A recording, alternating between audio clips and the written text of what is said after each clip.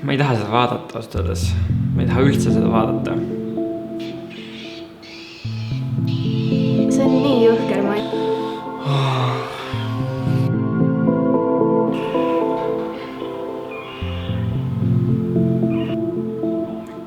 See oli nagu sealt niimoodi nagu ühes kambrist.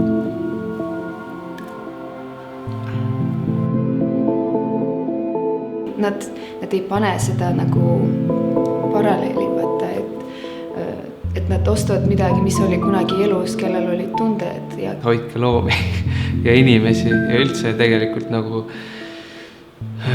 ennast kõigepealt, sealt algabki kõik pihta. Et meile müüakse seda ilusat poolt sellest kõigest, aga kui neil farmidel ei oleks seinu ees või need oleksid läbipaistvad, ma arvan, et mitte keegi ei tahaks osta neid tooteid. Kui see oleks minu võimuses, ma lõpetaksin nüüd kohe ära, sest et tänapäeval meil on nii palju teisi võimalusi, lihtsalt me ei pea enam selliseid meetodeid kasutama.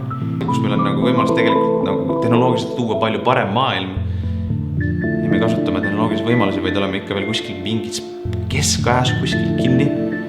Keegi ei peagi kannatama, sellepärast, et neil on ka ju tunded ja neil on molus ja nad ei pea elama sükest elu.